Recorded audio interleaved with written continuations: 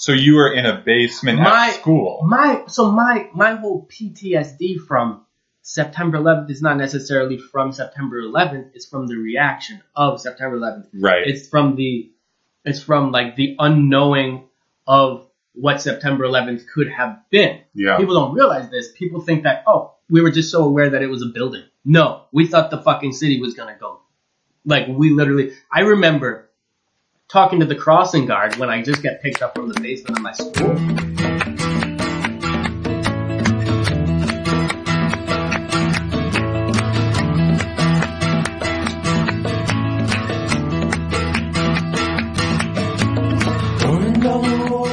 There's a lot of things I want to talk to you about, Teo. What?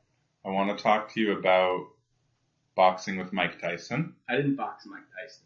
But you were in a boxing gym with Mike Tyson. With Mike Tyson, yes. I want to talk to you about surviving special education in New York City public schools. Oh, yeah. I want to talk to you about importing spices.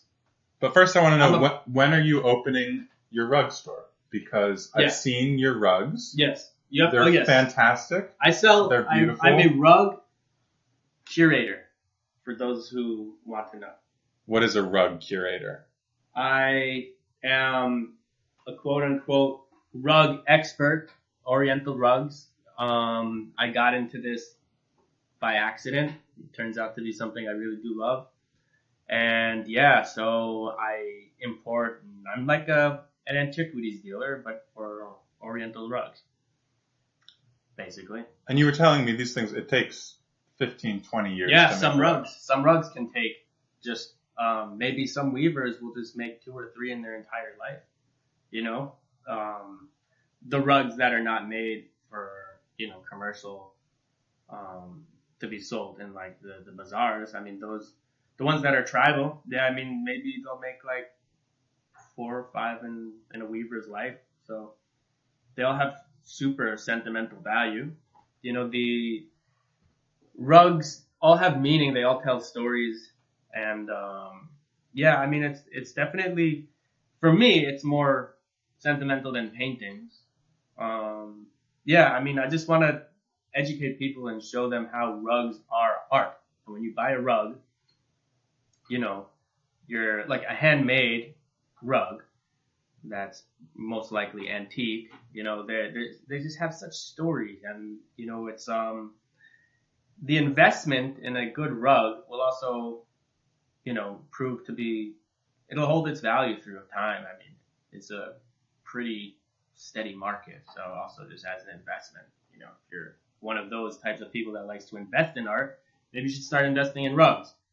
How did you get into this? A complete accident. You were surfing with some guys, and they were like, "Yo, we do rugs. You do rugs, Teo?" I mean, no, I wasn't. Teo met some guys who do real estate while he was surfing. Yeah, and then we started doing some real estate together. That's a different story. A lot of things happen. A lot of things happen when you surf.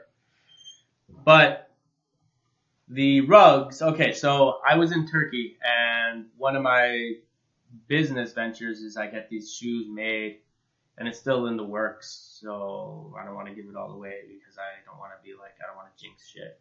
But basically, it's made on the Syrian-Turkish border. And that's why I was in Turkey. And I was kind of like, I kind of need a plan B just because I need to make some like instant money. And I just quit my job. It was like a 7 to 7 typical New York kind of like branding agency. I didn't know about this. Yeah. That's what I was there for like a month. And I was like I tried for like 3 years of sending out my resume, thinking this is what I should do in my life because this is like why I went to college. Like I should go do something really practical and make money, and like do some agency shit. You went to NYU? Yeah. Yeah. So, and I was like, so I got to do that because that's what's expected. So I was like, I took 3 years of sending out resumes, like not a fucking interview. Yeah, you can't get a job by sending a resume. You have to know somebody. Unfortunately, it's kind of, there's so much nepotism in this. Every job I've ever had, whether that's, I've had a job as a psychoanalyst assistant, I've had a job alphabetizing files at the UN, I've had a job at a bookstore, right. I've had a job Everything comes from knowing something. Right. And I've never ever issue, applied for a job and gotten it. And my issue is I'm not good at knowing a lot of people. That doesn't seem true at all. I'm very good at meeting people spontaneously, but I'm not good at meeting people who can give me good opportunities. What about the guys you did real estate with? Bro, you just fucking surfed some waves. They were impressed. We ran into these guys at Teo's rug store, and they're like, yeah, this guy's fucking great at surfing. He's incredible. Like, we used to do real estate together. They're like, yeah, so you play sports? Because Teo's a surfer. I was like, I didn't know you've ever been in the ocean. Yes, I have touched the waves you've touched the water. Many times, yeah. I actually started surfing, I want to say, 4 Christmases ago. So I started during the winter.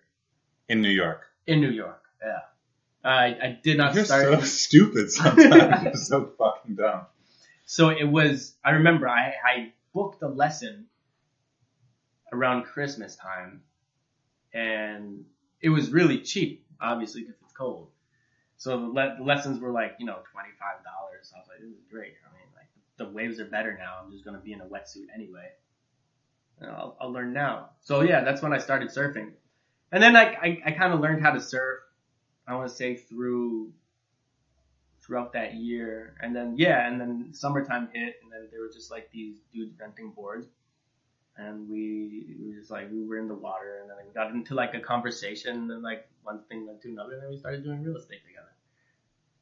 And all right, so let's go back to the Turkish. But yeah, let's go back to the Turkish-Syrian border. Yes, okay, the Turkish-Syrian border. Okay, well, what do you want to know about that? You mean I want to know how you first started getting into rugs. Okay, so what happened was I quit my job. I was like, I just can't do this like 7 to 7 kind of robotic work anymore. I just felt like my body couldn't take being in the chair. I was like, I always thought of 7 to 7. That's a long time for the chair. And it was complete bullshit. Like everybody was just on YouTube. Like it was all like, hey, can you pass me that email? And it was like, can I pass me that email? Can I see that email? It's like, we're right next to each other. Just fucking look. It's funny. It's funny how the thing. Hot potato. It's funny how the thing we're all being paid to do is to sit in front of screens and like play Candy Crush. It's not fucking natural. Anyway, so I quit that, and I was like, I'm just gonna have to do something. Like, I was upset. I was like, okay, it took me 3 years to get this. I'm basically a paid intern, but shit, like, I'm just gonna quit. After a month, I'm like, okay, I gotta find something else to do with my life. At that time, I was also like, I had just stopped becoming a boxing trainer. And so I was like, I'm not gonna go back to training doing that. And so I was like, okay, what am I gonna do? I'm gonna do something kind of what I've always wanted to do, and that's like, I think of myself as a journalist, even though I'm not a journalist. You know who also says this? Lil Wayne. Yeah, well, we're very similar. You are. Yeah, go ahead, sorry. I think of myself as this sort of like explorer journalist type. Like, I romanticize about this. So like, I was like, I gotta do something kind of crazy. So I was like, I'm gonna go.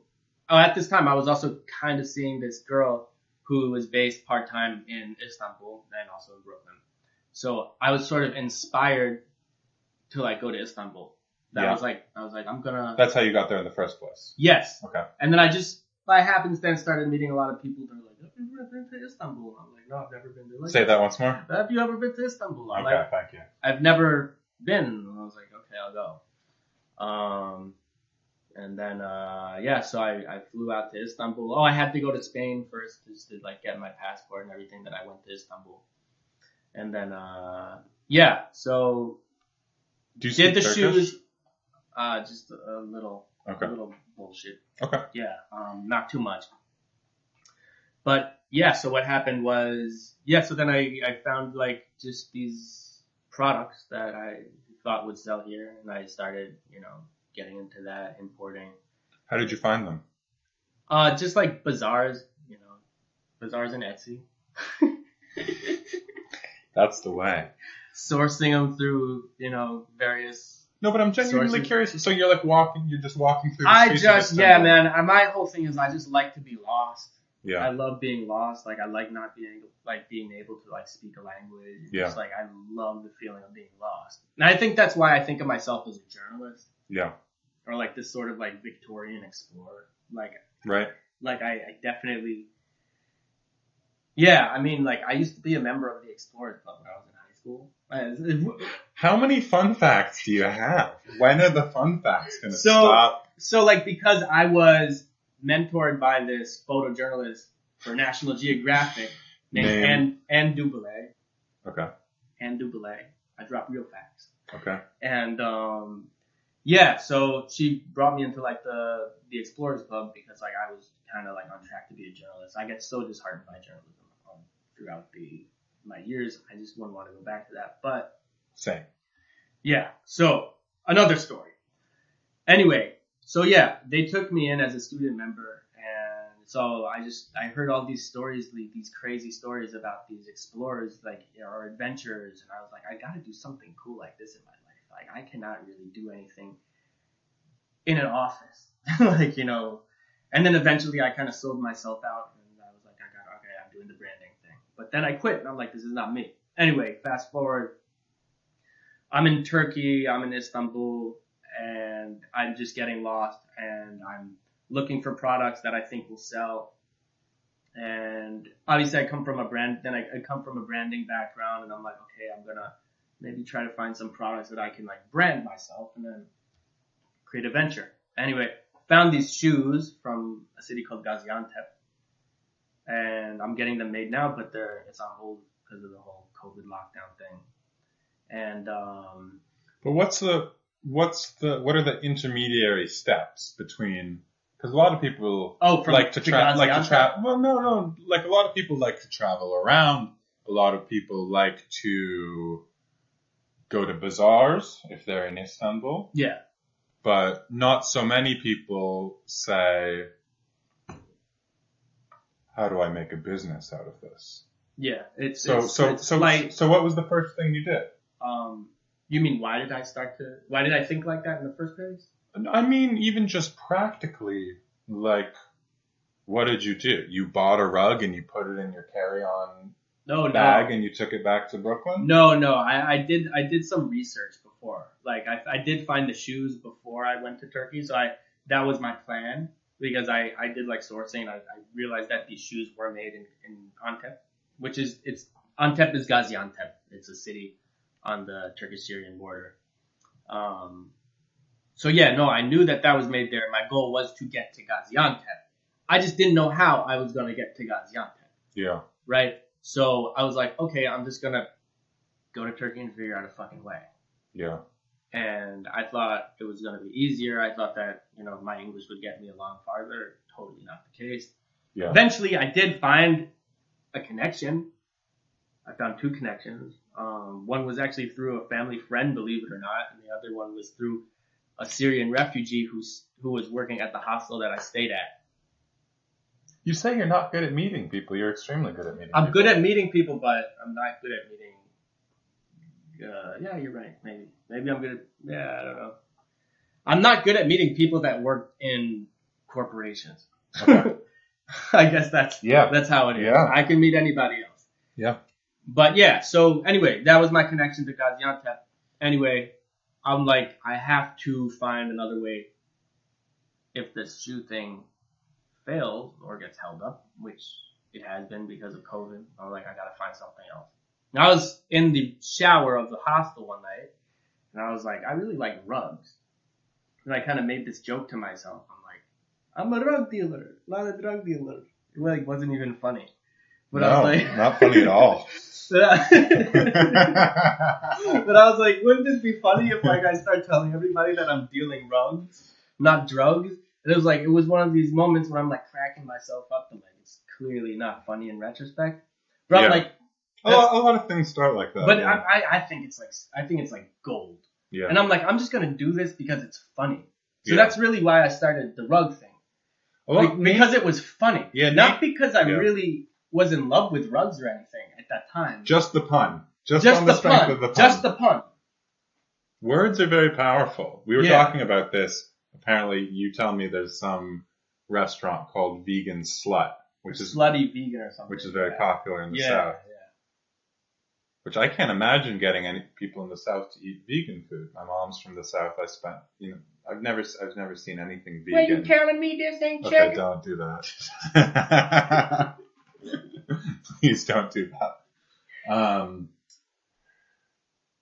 But yeah, I think people, it's so odd how that can work. You see the word slut and it activates something in your mind.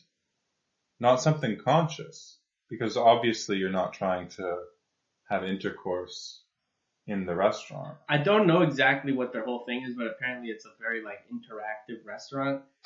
No, if you say it sounds very interesting. No, listen to what I'm saying. If you go there for the first time, they call you a virgin, and then they cheer you on. Like Rocky Horror Picture Show. I've never. Do you have to pass a noodle between your legs? You don't know Rocky Horror Picture? So it's lost on me. Rocky Horror Picture Show is a film from the 70s that was very goth camp. Kind of the same vibe as The Cure in a way. I don't know, maybe that's not true. But anyway. Robert Smith, the movie. Yeah, a bit. But they got famous. They would do these midnight screenings where they would show the movie, but everybody who came to them was so obsessed with the movie, they knew all the lines. So they would sort of add, it's actually very cool. They would add these new lines into the movie by shouting them out. Oh, so they're cool. Kind of interacting with the movie and writing it their own. And then you come on stage and you do this weird, gross shit. Yeah. But it's the same thing. It's if you've never been before, then they haze you. Oh yeah. You're a virgin. Just like at Vegan Slut. Imagine if they did that at McDonald's. Trying to think of other places where you do that. I went to McDonald's for the first time in 5 years. Uh-huh. I had French fries. Uh-huh. Holy smokes, they're good, right? They're really good. It's just they're really good. Sickeningly good. Yeah. What do they do? I mostly ate McDonald's in my childhood. My mother had very ambitious ideas about healthy food. Yeah. And then she gave up. She gave up, and I just ate McDonald's. I remember we would drive upstate from Brooklyn, and we would hit up the only McDonald's for some reason. The only McDonald's in the tri-state area that would have fajitas. That's there's a famous McDonald's in Chicago, the Rock and Roll McDonald's. Right. It's it's the party McDonald's. And after the Bulls game, if the Bulls win by 10 points or more, this is when the Bulls were terrible. Yeah. They would give out tickets, and you would get a free Big Mac at the Rock and Roll McDonald's. And I was there watching the Bulls game in 2008 with just the strangest crew of people, two of whom would become alternative rappers. One. Really? Yeah, do you know Salem? Yeah, I heard of it. Oh, yeah, no. Yeah, you played me Salem, yeah, right? And then this other person went by the name of Mickey Blanco. And you don't like that name? Mickey Blanco. Do you remember Mickey, with that other rapper, Mickey? The guy just Show Me My Dick, that song? Or My Dick? What's that song? I've never heard of that. I'm very glad I've never heard of that. It's my dick. Looks like come Jesus. Close. You know that song? Lil B? No, it's my dick has a Caesar, dude. Your dick, it needs a tweezer, dude. It was super famous, man. Sounds Mickey awful. Mickey Avalon. Yeah. Sounds he was awful. this metrosexual, cracked out Californian dude. Sounds awful. He had the song Jane Fonda. Yeah, it was really bad. We all thought it was really good, though. In conclusion. No. But so we went out and after the game was over, we picked up all the tickets people had dropped. And we got 40, 50 burgers from Rock and Roll McDonald's. And this guy Jack was reading passages from, he had a little book on serial killers. Okay. He was just reading us the most gruesome facts about serial killers as we ate these burgers at the Rock and Roll McDonald's. And, Were the burgers any better? No, they're the same burgers, but they were free. Oh, they're free. Okay, that makes it better. Yeah. I don't know, like, people from California are really into their In-N-Out. Yeah. I only know about that from Big Lebowski. Yeah, I have to say I'm an In-N-Out virgin still. Yeah. But I went to California and everybody was like, you gotta go to In-N-Out. And I'm like, I have no desire. I have no desire to go to In-N-Out. But now, I don't know where this is going. You sure you don't want more tea? Yeah, I could use some more tea. I'm feeling really bad. You can't clean a cup. I know. I can. Just that one. No, it's fine. In quarantine, it's like a very like lavendery flavor for black tea. It's like really good. That was the last black tea. Oh, this is incredible. But do you want lemon tea? Oh. No, I've got half a couple of. Okay. Yeah.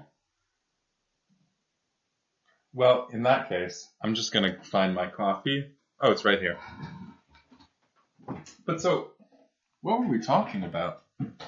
You were talking about my rugs. Yeah. Do you want to go back to that? I feel like you want to leave it a mystery. No. I feel like you still haven't quite answered my question. What's the question? Okay, so you knew you wanted to do shoes. And Yes. Then, You're in Istanbul. I'm very much into design and branding. Yeah. Okay. Yes. So I knew I wanted to do the shoes. I'm in Istanbul. And you see a rug. I see the rugs in the bazaars, and I'm very literally. What do you do? Literally, what do I do? Yeah. I don't buy it. I go to the hostel. I take a shower. I'm like, rug addiction.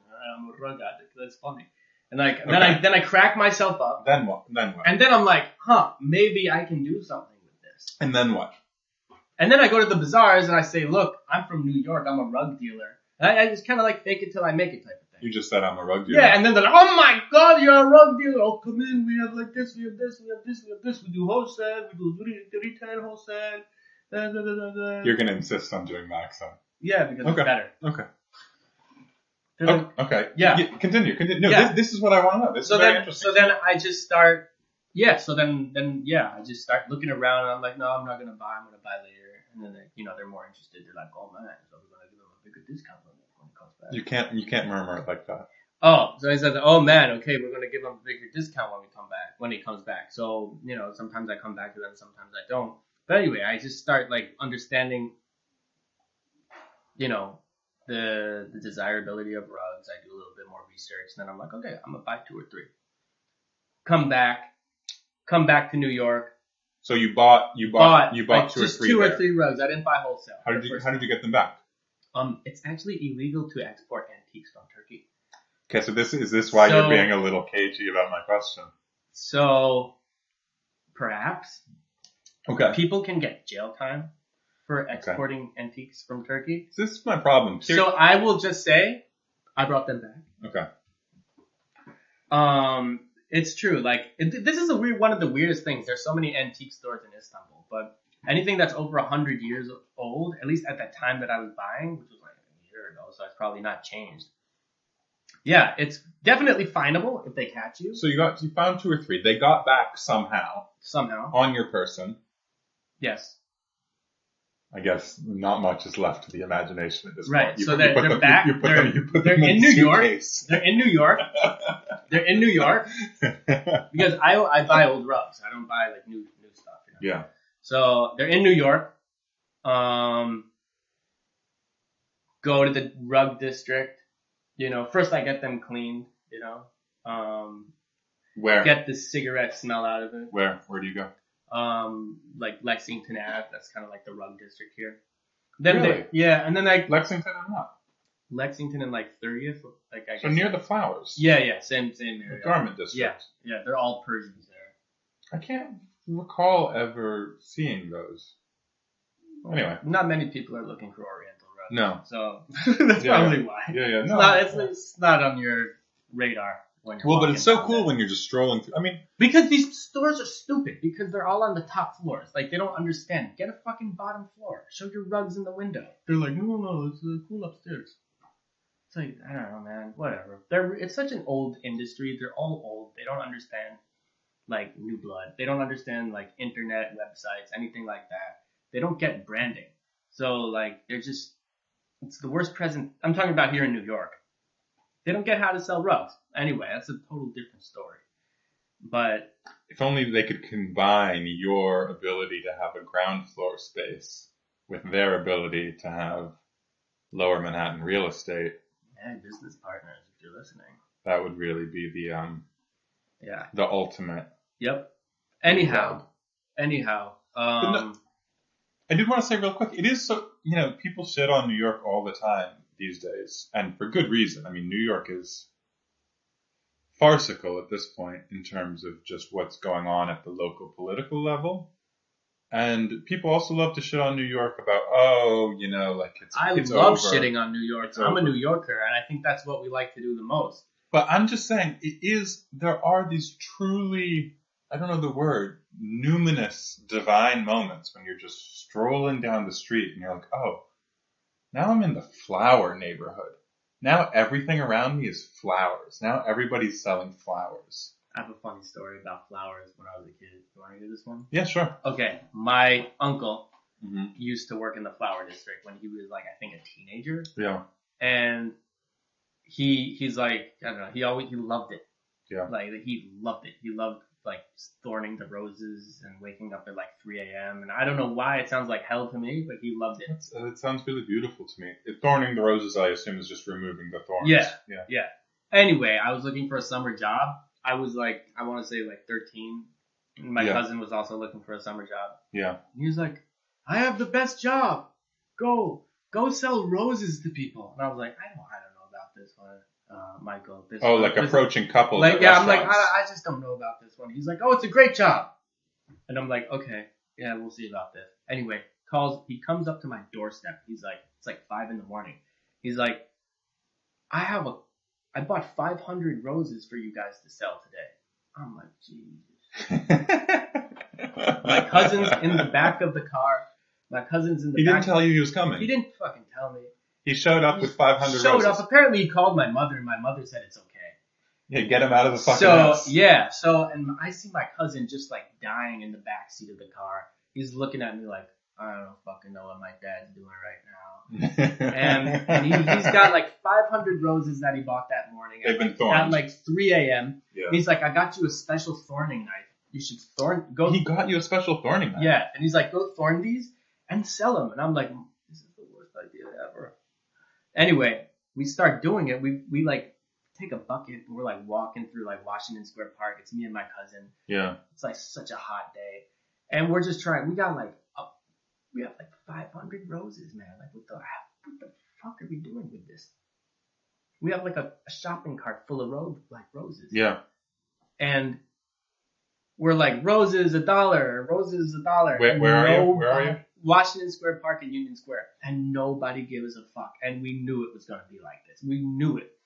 And so we're like, okay, we're just going to go up to girls and give them roses and make their day. Oh, that's sweet. So we ended up just like giving out 500 roses to like random women and just trying to make them have a smile on their face. Like, we didn't even try to make profit. It was just a terrible idea. I have one of my early jobs was horticultural. Oh yeah? But also in very strange circumstances. I don't know if you know this. So when I was 17 years old, I wasn't expelled from high school. I was suspended permanently. What's expelled? No, I was suspended permanently. You want to know the difference? What's the difference? A degree. Oh, wow. Yeah. Oh, wow. Okay. So they let me have my degree. Oh, wow. And so I was in New York staying with a friend, an older friend at the time. What did you do? I had an excess of school spirit. They were just like, this guy, he's just excess of school spirit? He's too full of spirit. Really? Like, I don't know. No, not really. I was just a difficult teenager. Oh, yeah. So I was trying to get kicked out, really. Oh, yeah. That's the fun way. Yeah. I didn't do anything too bad. They found me with some things I shouldn't have had on me. AK-47? No weapons. No weapons. I'm not a weapons guy. What? Nothing against. No. I feel you. Yeah. But anyway, so. I got kicked out of school, so. Oh, I didn't know that. Yeah. No wonder we're friends. Yeah, I got kicked out of 2 schools. It's pretty, yeah. It's fun. It is. It's fun. Like, once you decide you're trying, it's kind of fun. Well, I wasn't trying the first time. And then the second time I was like, gotta get out of here. I remember giving it all. Go. No, go ahead. Okay, but no, I'll tell you about my horticultural experience. Yeah. So I was staying with a friend in New York, and I don't know how this idea got into me, but I just decided I was going to find the cheapest place in America to live. And so I Googled that, and it was McAlester, Oklahoma, which had just been hit by an ice storm. And sounds appetizing. And I said, okay, no, not Oklahoma.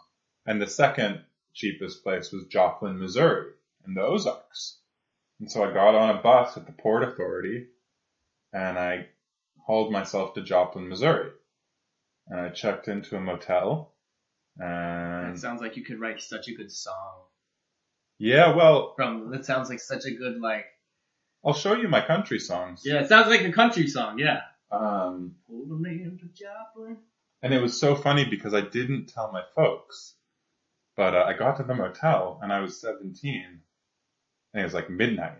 And I'd been on a bus for, 24, 36 hours or something. Maybe not that much. I don't remember. But he was like, I need to talk to your parents. Like, wow. I'm not going to let you stay here. So I had to call. It was like, that was the first of one of the many terrible phone calls I've put my parents through. Wow. Just, this guy, the local motel manager in Joplin, Missouri. Wow. Anyway, but so, I went door to door. This is the one time I've gotten a job by applying for it. I just went door to door in person, like walked from my motel to whatever was in walking distance in Joplin, Missouri, looking for a job. And I got one at a flower store run by a man named Mr. Flower. And I'm not making this up. You can Google it. And he was a very kind man. And this, this place in Joplin, Missouri, they were one of the largest producers of green giants. And green giants, it's like when you want a fence for your property. Yeah. But you don't really want to be aggressive enough to get like a big fence. Yeah. So you just get these trees that block out the view of your property from your neighbor's property. And we grew them from the ground up. And I seeded them, and I hauled them in and out of pickups. And I helped distribute green giants across the Midwest and the South. Oh, wow. Yeah, Mr. Flower kindly took me, and he let me live in one of his, like, extra properties. Sounds cool when you're 17. Yeah, he was so nice. The other folks weren't so nice. Interesting. Yeah. I didn't know that about you. Yeah. Coming out with all these interesting stories on the podcast, man. Yeah. But, it was very muggy. And I got a bicycle eventually. And then somebody stole it from my front porch. And then I left. That sucks. That's a sign. Yeah. But, yeah, okay. Roses. I don't know. But I think that's the end of that story about the roses. I don't suppose, have you ever seen any of like the 400 Blows?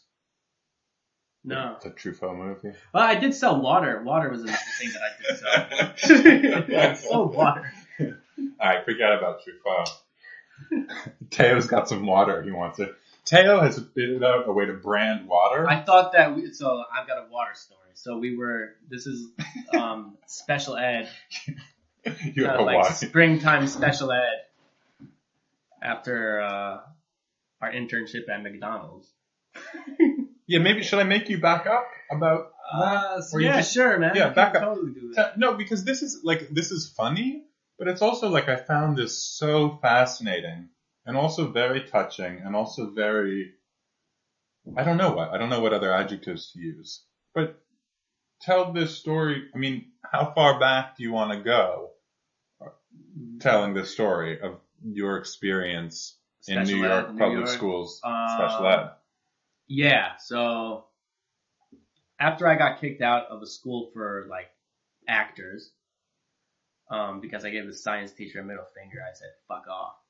Because he was totally against me. I still don't regret that.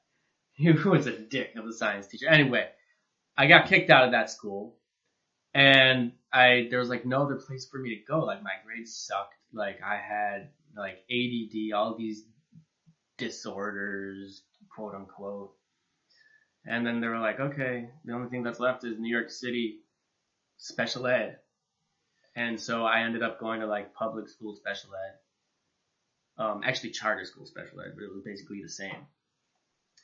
And it was all the way in Jamaica, Queens, and I lived in Carroll Gardens, so like it was like a 1.5 hour bus ride. Jesus. Yeah, It was in Jamaica? Jamaica Estates, man. Holy shit. Yeah, dude, I woke up at like 5 in the morning. That is not a place you want to wake I up was at in 5 high in the morning school, to go.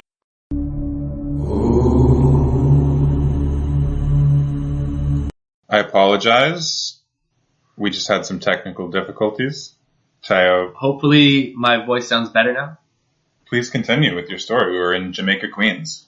Okay, yeah, so I would take the school bus every morning about like, I don't know, like 5 o'clock I'd wake up. And then I'd go on this school bus, like this yellow school bus. It was so embarrassing because I was like, in high school. And the rest of the kids were like, in middle school. And on top of that, they were like mentally disabled. So like I had to like listen to them talking to themselves like the whole ride. And it was like really sad. But like I would just like put on my earphones and whatever. Anyway, that was my ride. But every Wednesday at school, we had this program where we would be doing internships. And like they didn't really like the career path that they were expecting for most of these kids. It wasn't like, go to college and do something, it's going to change the world. It was like just learn how to function in society, So the internship program was just like, go to like sweep floors at Old Navy, like fold clothing, like learn how to take garbage out at McDonald's. And so it was literally like learn how to do something on the very bottom of the totem pole, because that's like what we're expecting out of you. Like function, like learn how to function. And then we had these things called like point cards, and these cards were like for every, basically if you didn't act bad, you would get a point. Yeah. It was not like on merit, it was on not doing something stupid. Right. And so like if you got like 10 points a day, you would send in your point cards, and then like at the end of the year you get like a gift certificate. And so how often did you go to these internships? Every Wednesday. Every Wednesday. So like my internships included Old Navy, Rite Aid, McDonald's, and then a hairdryer factory, which was really fucking weird. And how were you get were these paid internships? No, not paid. I mean 50 cents a day. 50 cents a day. Yeah. That seems like a reasonable rate. Yeah, exactly. Yeah. And we were working our ass off, especially at the hairdryer factory. Like we were literally like dissecting these hairdryers, and everybody loved it. All the kids loved it, and I would look at them. I'm like, dude, you don't understand this. This is slave labor. They're like, yeah, whatever. Like I like it. I was like, I won't stand for this shit. Like I'm gonna take as many breaks as possible. I'm not gonna do this. And like, but they just loved it. They were like told to like bust their asses. Like it was Con Air. We would take the used hair. We would take the used hair? We would take the hair out of Con Air hair dryers. You've got to be fucking kidding me. No, that's literally what we did. People would send in They hair would dryers. send in the hair dryers to this factory in Queens, or Con Air would send in the hair dryers. And then what we would do is we would open it up, take out the hair, discard the hair, and then reassemble the hair dryers. Why were people sending you their used hair dryers? They were like, oh, this is broken? It's got hair in it? Yeah, I don't know, for like some warranty or something. Like they got like a warranty on it. It's like really cheap fucking people who do this, by the way. Like I don't know how much a hairdryer costs. I don't dry my hair, but it's gotta be like $30. I don't know. Like, and they were all like definitely older people's hair. All gray. How do you know? Like all gray. So you're standing there in a factory. Yeah. So we would and somebody passes you a hairdryer. And, he had the instructions, and he told us how to dissect it. And, like, I guess a lot of Dissect it? Is that the term they used? I don't know. It's the term I use. Okay. Like, reassemble it. And, he was this, like, amputee Mexican guy. who was like such a dick. And he would just like wheelchair himself around the place, like barking orders at us. And I hated it. There's nothing fun about this. Like, this is not fun. And all the other guys were like, I can't wait to go to like work. And I'm like, first of all, bro, it's not work, it's slavery. And like, when you wake up, you'll realize this, but maybe you're not expected to wake up. I don't know. So it's like, whatever. It was, I was obviously not supposed to be there, like, based on. I mean, who is? Yeah, I know, but like, there was a wide spectrum of people there. Yeah. People from like schizophrenic to people who just had ADD. And like, I definitely wasn't even in the, like, I really should not have been there. So I always felt like I was. Do you think of yourself as having ADD? No, I don't have ADD. Okay. I don't have ADD. People think I have ADD. I don't have ADD. Do you think ADD is real? I don't think it's real. Yeah, I don't think it's real either. It's for kids who are bored. Yeah. So. I also had people. I don't like it. I don't like it when people give people these disorders for shit that applies to like over 50% of the population. If over 50% of the population has it or approaches 50%, it's not a disorder. Yeah. It's a commonality. I mean, I don't want to. It's a personality type, or you're bored. I don't want to speak like I'm an expert. Maybe, there are lots of cases of people I don't know, don't understand. But yeah, it sure seems like a way to get kids hooked on a drug that you can charge them for. I think it's the worst thing. Like. I think it's terrible. You can't label people with disorders at a young age because they grow up. You can in certain cases. You can't. No, I think it's very dangerous because 90% of the times, I really believe this, is that when they don't believe that they have a disorder, they will grow out of it. The belief of growing up with a disorder, the belief of growing up with a disorder that has been given to you, is very dangerous because that, I can say this from experience, you feel othered. Yeah. And when you grow up, especially throughout like your developmental years, and you feel like you're not normal, you feel like you're different for something that's not even really your fault. You're different because you don't like math. You have a fucking disorder. Yeah. And it's very dangerous because then that sinks into your subconscious, and then throughout my 20s, I still felt the same thing. I still felt like, oh, I'm different. Oh, because I had ADD, OCD, all these fucking disorders that I really, in retrospect, I think I just had anxiety. And that's not a disorder. Anxiety is a coping mechanism.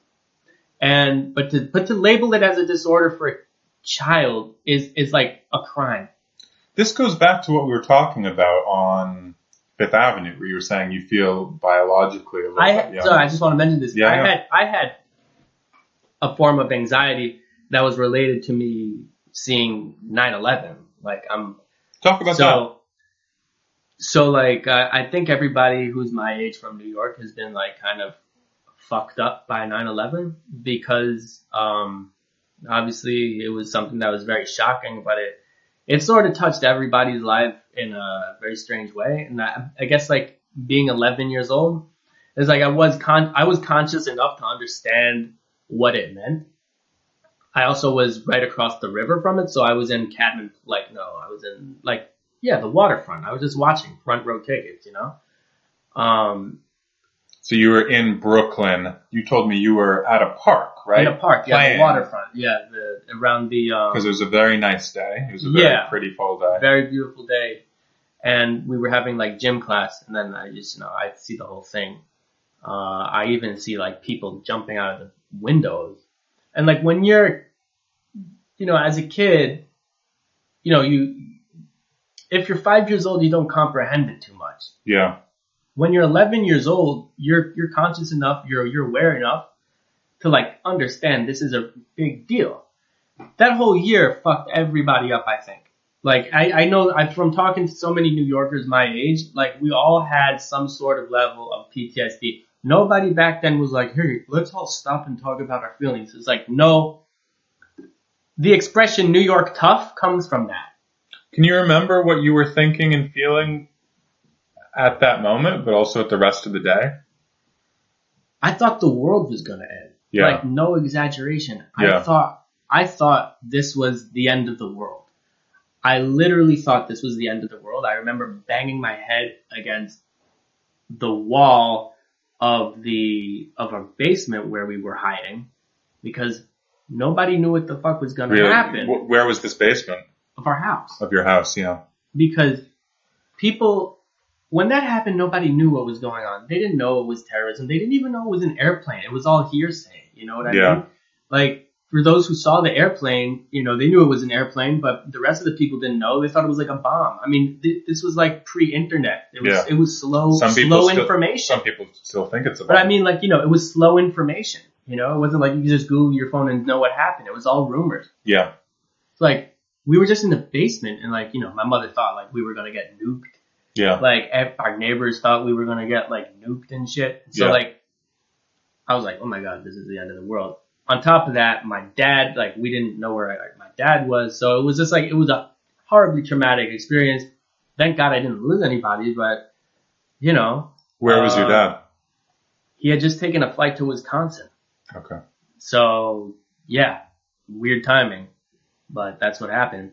My mother was in Russia. She couldn't come back for, I don't know, a month. And this was like the early days of cell phones and like just everybody was trying to call everybody. And also the other thing, like my mother never, ever, ever did anything on time when it came to like picking us up. Mm-hmm.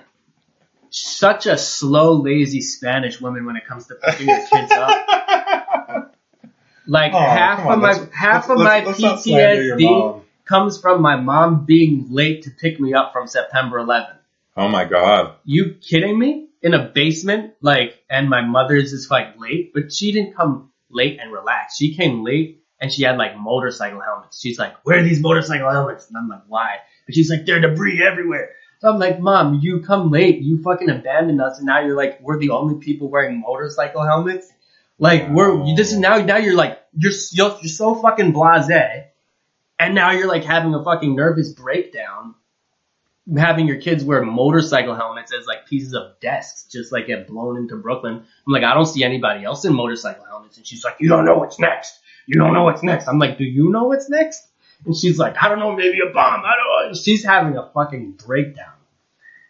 Like, so you were in a basement at school. My whole PTSD from September 11th is not necessarily from September 11th. It's from the reaction of September 11th. Right. It's from like the unknowing of what September 11th could have been. Yeah. People don't realize this. People think that, we were just so aware that it was a building. No, we thought the fucking city was going to go.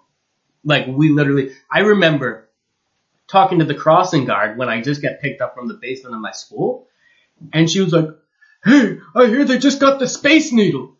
And like in retrospect, that's pretty funny. Like it's like what the fuck? Like from Seattle? Like, the Space Needle? It's like it's like from the World's Fair or something. Yeah.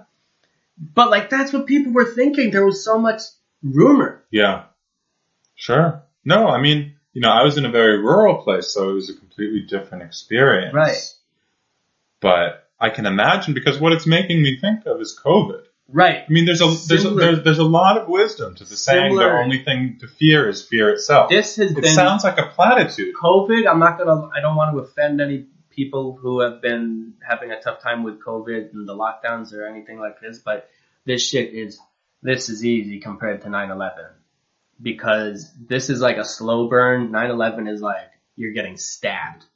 Sure. It's like a moment, and it's like you can talk about this with your friends, and you say, I'm having such a hard time being alone right now. I'm not trying to make fun of anybody, but you can talk about this with your friends, and they're all going through the same thing. 9/11 is like, you're just going to deal with this by yourself. Yeah. And because, there was more unity then. Like, It really felt like going to war. Yeah. It felt like going to war. And, like, there was this, like, I'm from a blue-collar neighborhood. So it's like, everybody knew somebody who was a cop or a fireman. Yeah. It was like, our neighborhood was like, we are going to take it to these motherfuckers. And the other very hard part about it, was that, the way I look, growing up, I was also being accused of being Arab. Really? Yeah. Yeah. And so, like, it was weird. I was like, it was very, very strange. I remember getting, like, singled out even by cops. Like, I was walking down Atlantic Avenue, which is, like, a predominantly, like, Middle Eastern area. And then the cops would just, like, come up to me. They were like, can you please show me your ID? And I'm like, really? I don't. When you were 11? 11. Really? And I'm like, wow, what is this for? They look at my ID. They're like, okay. And I'm like, what's going on? They're like, do you know anybody who's, like, at this mosque? And I'm like, I don't know. Like, it's just seriously straight up just like this. Like, do you know anybody from this mosque? I'm like, I don't know.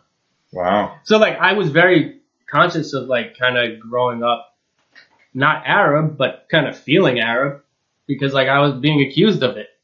Right. So I think that's why deep down, like, subconsciously, I sort of have, like, attached myself to loving, like, the Middle East. Because I feel like I've been kind of put in their shoes. Yeah. You know? Yeah.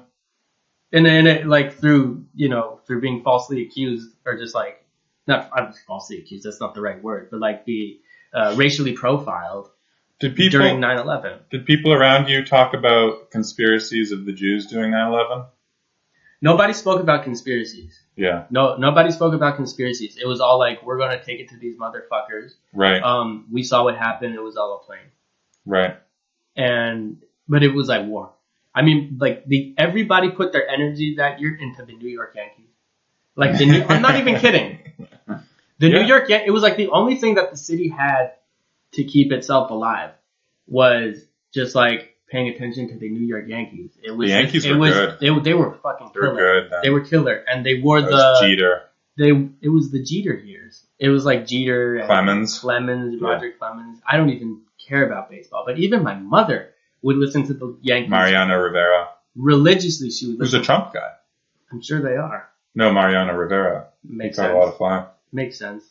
But the Yankees were big jazz fan. Mariano Rivera. Yeah, keep going. Sorry. You're just like big jazz fan. Yeah. Whiskey drinker too, by the way. He likes whiskey. I don't know about whiskey. Samba dancer too. I'm like, I fucking talk about my fucking. Let me talk. Hold on. Keep going. I don't even know where I am anymore. Well, you were talking about. I mean, my mother. Okay, so my mother she was obsessed with the Yankees, as everybody was. Really? That year. It was because it was the only way to escape, like, the depression. You gotta understand, the city still smelled like a burning pile of shit. Yeah. Like for one whole year. People were pulling out dead bodies for, like, a whole year. It's like, you go down, like, people don't get it. Like, people who never lived through it, they don't actually understand that downtown was like a war zone. Right. Downtown literally was a bombed out war zone. Like, the way it looked. Like, people had to move because they couldn't sleep because of the smell. And one of the weird things is, every 9/11, I'm not even saying this to, like, freak people out. It's not, like, supernatural or anything. Well, maybe it is. But every 9/11, for a lot of people who have lived through 9/11, it smells like 9/11. Really? Yep. For you? You know, people said this to me, and they were like, yeah, I don't know what you're talking about. And then a couple 9/11s ago, I was like, oh my God, what's that smell? And I was like, oh my God, it smells like 9/11. Then I'm like, oh my God, it is 9/11. And it's September 11th, 2 years ago, I did smell 9/11. So you noticed the smell. You noticed the smell before you knew the date. Yes. Okay. And it was really, it was like a really distinct smell. Like, if you know it, you know it. Like, I've never smelled anything else like it. Burning flesh? No, it's not. It wasn't like burning flesh. It's like burning. It was like very, very acrid. It's like very, very sour weed. Okay. Very sour weed with some rubber. Okay.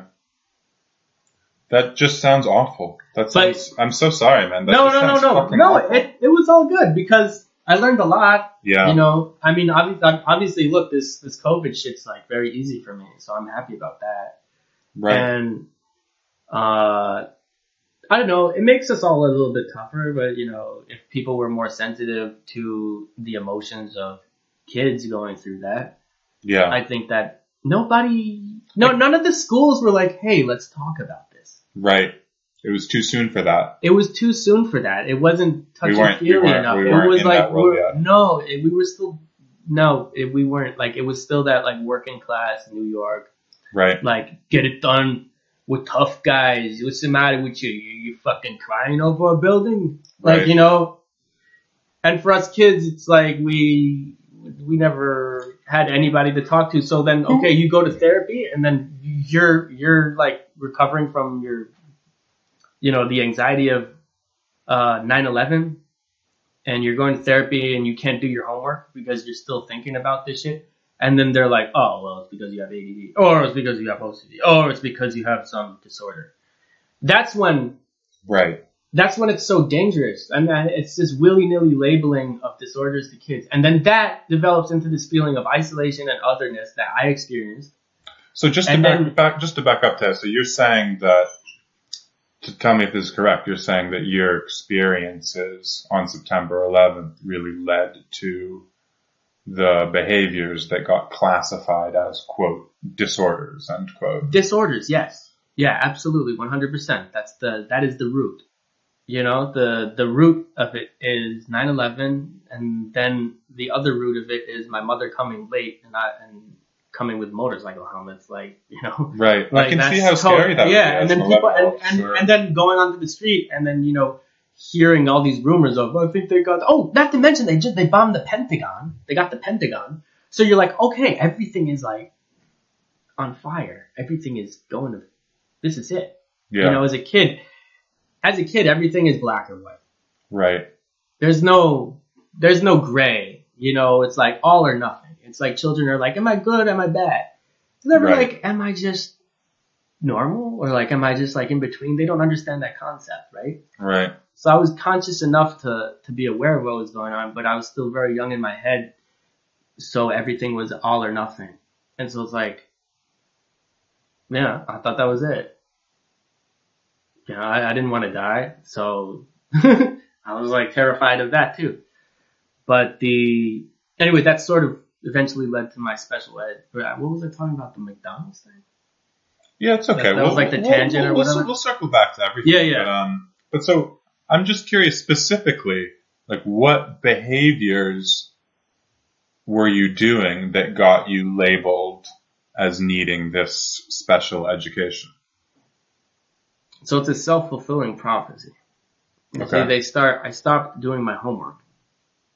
They said I had ADD. You know, I started going to a therapist. The therapist, like, I was like, I have these like repeating thoughts about, like, you know, this 9/11 stuff, and they're like, okay, it's because you have OCD. Started thinking I have OCD. I developed like OCD, and then I developed like ADD because they told me I had ADD. You tell somebody this stuff, they develop it. It's a self-fulfilling prophecy. You tell somebody they're not normal, they'll start thinking they're not normal, and they won't act normal. So that's what happened to me. So did I have OCD and ADD? Probably, because they told me so. You know? So, I mean, yes, I did. But only after they told me that. Right. You know? It's really.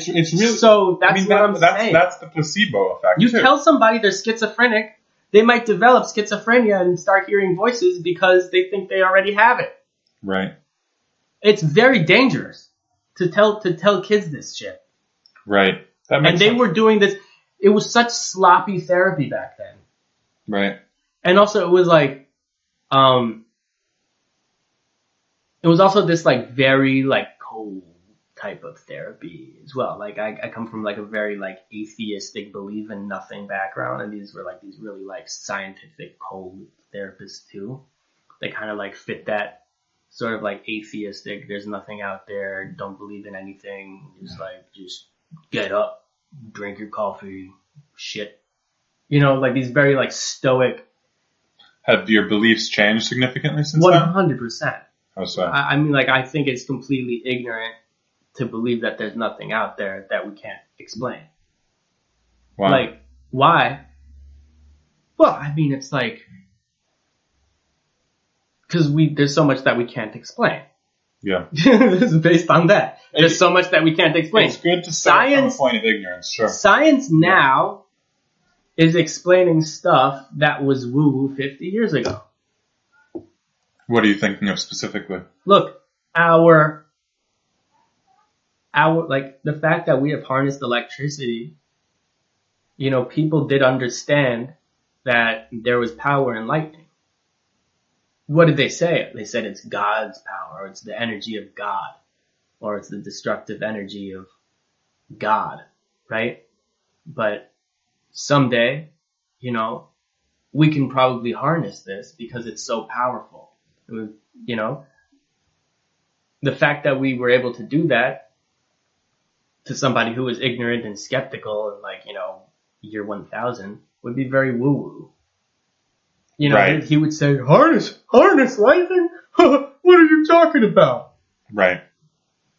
So, people who are scientific or people who don't believe that there's anything out there, and they're like, we want to do time travel. I think that time traveling exists, and eventually we can go back in time.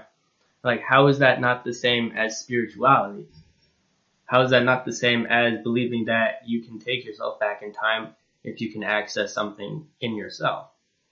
Like, the higher science gets, the more woo-woo it will sound. It's just using different words that sound more scientific and pragmatic to people who are not open to sounding spiritual. It's just the rebranding spirituality to people who are a little bit like more thick-skulled, to be honest. Explain that a little bit more. What do you like? Do you mean that people are like high science? Yeah, it uses the same terms that, like, you know, let's say like mystical Judaism uses. Sorry, it uses different words to explain the same thing, except one is labeled mystical, the other one is labeled scientific. Right. You know, and they're both based on nothing that you can see. It's all assumption. Well, a scientist. That's right. A scientist would make the argument that yes, but a scientist, there's so much. There's theoretical. But I'm talking about theoretical science. Okay. When there's no proof, it's just theory. Have you heard of Karl Popper? No, I like the name Popper. It's a cool name. It's a good name. Well, he has this very clever distinction between inductive reasoning and deductive reasoning. Yeah. So his idea is that, you know, he's talking about, for instance, what's been popularized as the black swan problem. Right. People said, oh, of course there's no such thing as a black swan. You know, we've seen 1 million swans and there's never been a black one.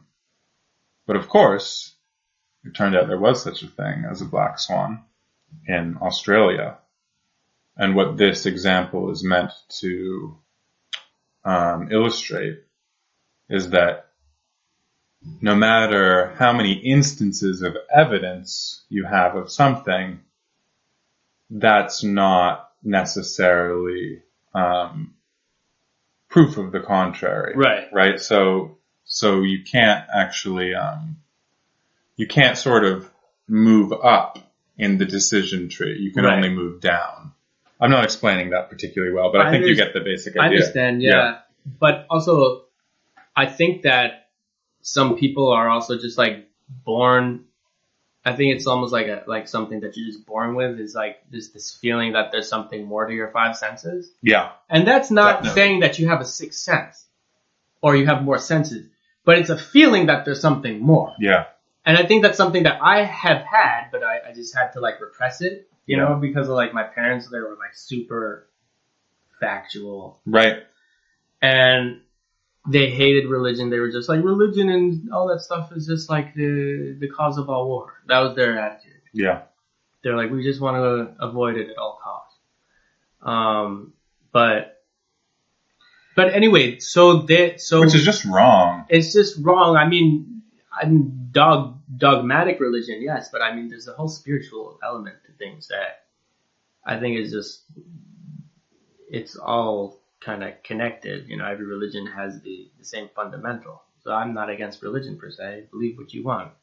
But when it's used and hijacked for other purposes, that's when it's not even religion.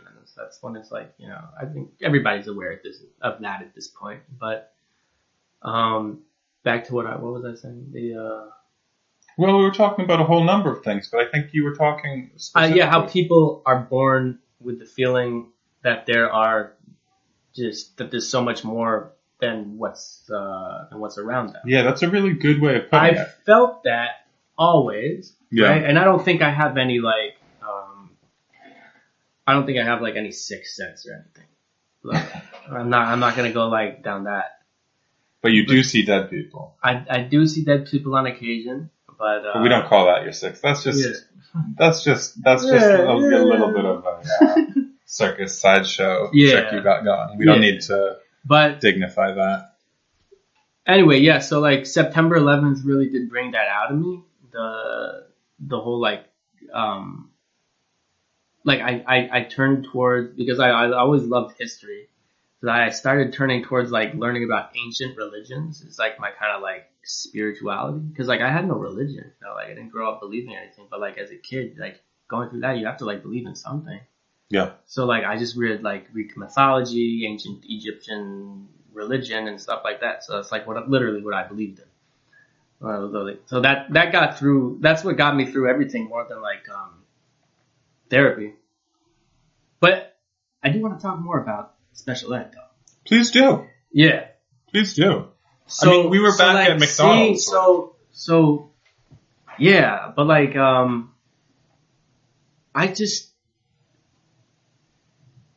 so the internships at McDonald's, it was like we would just like show up with like a truckload.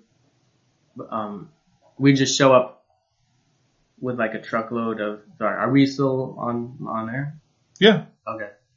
We would just show up with like a truckload of kids from like special ed at some like random McDonald's, and then the person who was like our chaperone would say, "Here are your interns."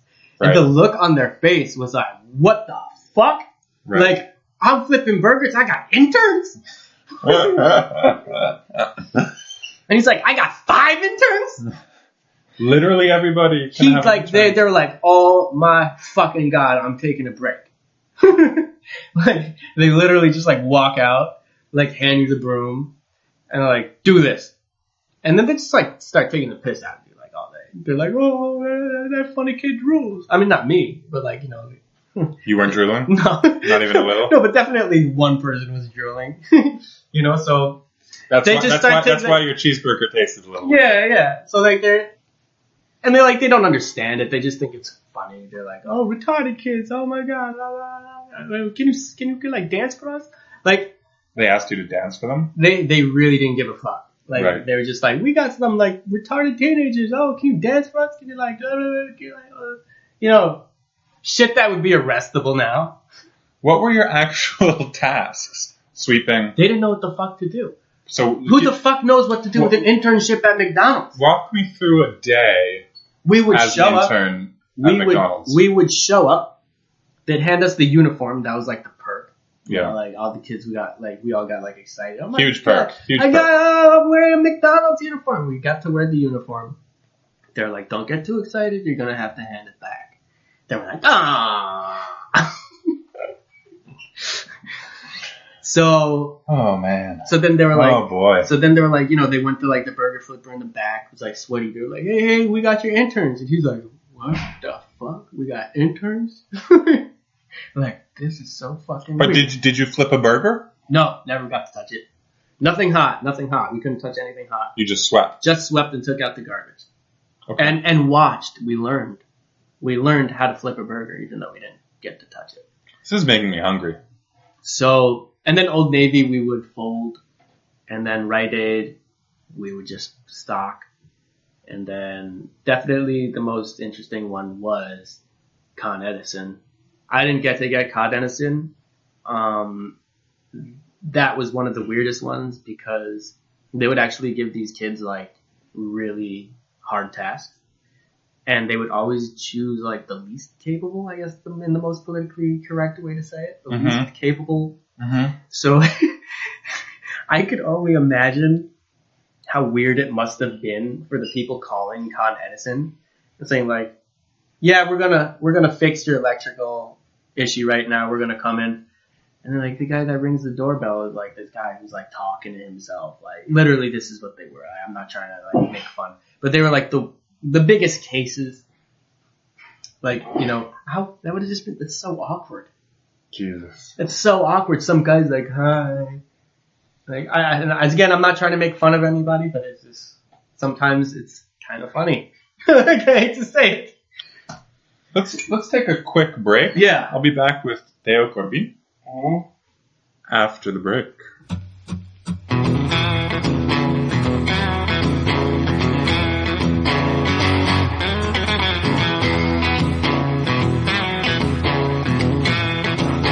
Let's talk about boxing. All right.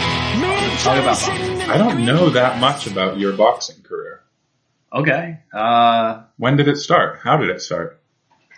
All right, since I mean, it was basically like to occupy my time because I had just gotten kicked out of school, and this was between schools, and you know, I just went to a boxing gym during the day because there was like nothing else for me to do. My mother was like, "You better do something," and you're like anxious, so just like go learn how to box. So I went to the boxing gym. But you were a serious boxer. I ended up being a serious boxer. My intention was just to like kill time. And instead you killed the other guy. Exactly. Well, we're not talking about that. No, I didn't kill anybody. Well, maybe I did. So, and you started going to Gleason's, which is a famous gym. Yeah, Gleason's by the Brooklyn waterfront. Very famous gym. All the famous champions used to go there. That was like my home away from home. And so you show up because you don't know what to do with yourself. And then what happens? I meet my boxing trainer, who basically became like a father figure. One of the strangest people. You want a character, you better get him on the podcast. What's his name? David Lawrence. So he became a professional boxer at the age of 40. Really? Yeah. Before that, what he did was, so he started off as a poetry professor for Hunter College. Okay. Then became a multi-millionaire on Wall Street. Okay.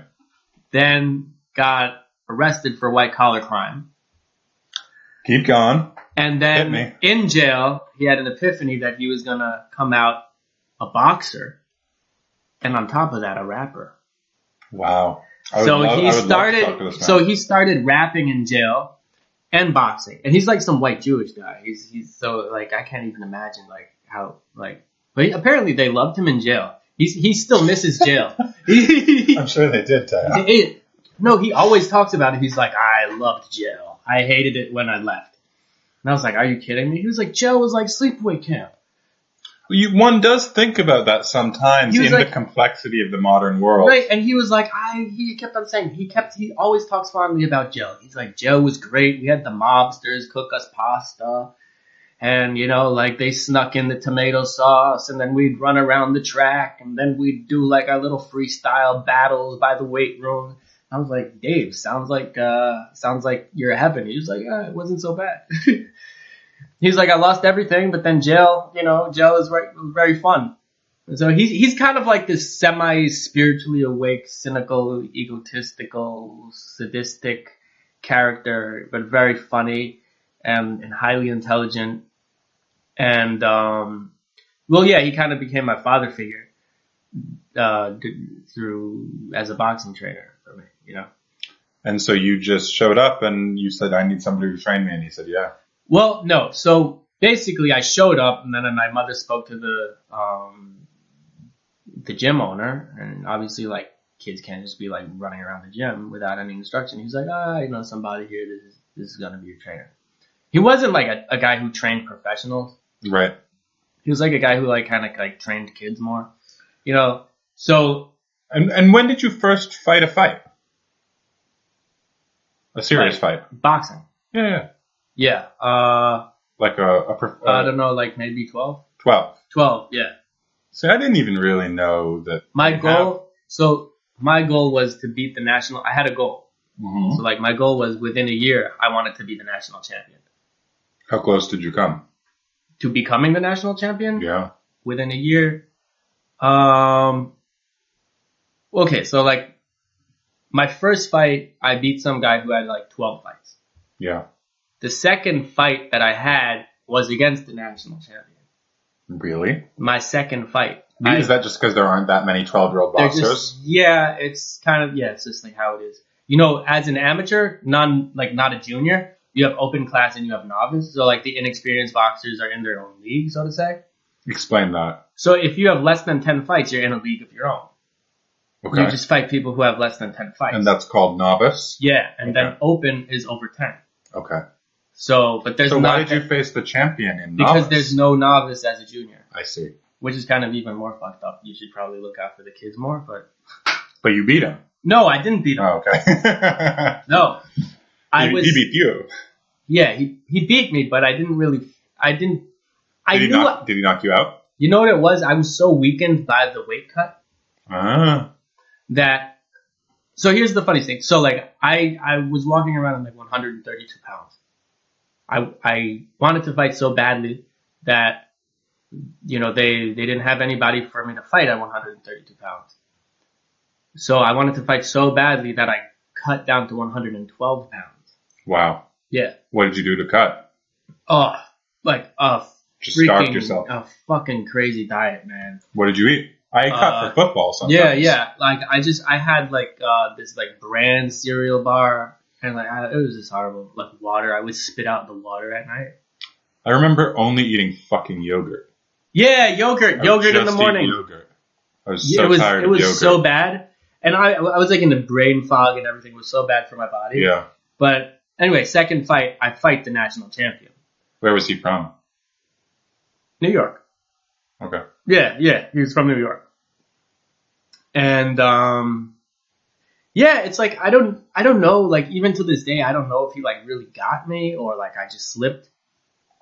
But like I just kept on like finding myself like not like hitting the canvas like flat, but just like kind of like my knee would like buckle to the canvas. Like explain what that means, hitting the canvas flat. Hitting the canvas flat is like when you get knocked out or like knocked down. Like when your back hits the canvas. That didn't happen to me. I would just like kind of like slip. I didn't know what it was. Maybe it was like traction issues. Maybe it was just like my body that was so weakened. Also, I was scared as fuck. And that can take so much out of you. Yeah. So it was definitely like my body was weakened. And so that's what happened. And then I fought him again. But this was in my gym, in front of everybody, in front of my parents, and I'm like, oh god, I gotta give it to this motherfucker. And then I was like, oh, but my mom's watching. Like, this is weird. Like, I feel weird fighting in front of my mom. It's like weird, you know. It's not like baseball. It's like, my mom is gonna watch me like try to break somebody's face open or get my face broken. This is what's so interesting. I know she doesn't want to be there. I'm not even boxing at her will. Like, she doesn't want me to box. Because you told me... She's, like, not cheering me on. She's saying, like, get the fuck out of there. Because you told me boxing really calmed you because... Afterwards. But because people, your trainers were encouraging you so much to be an animal. And finally you got sick of being an animal. That was that was like... I thought that was really interesting. There was a lot of expectation for me.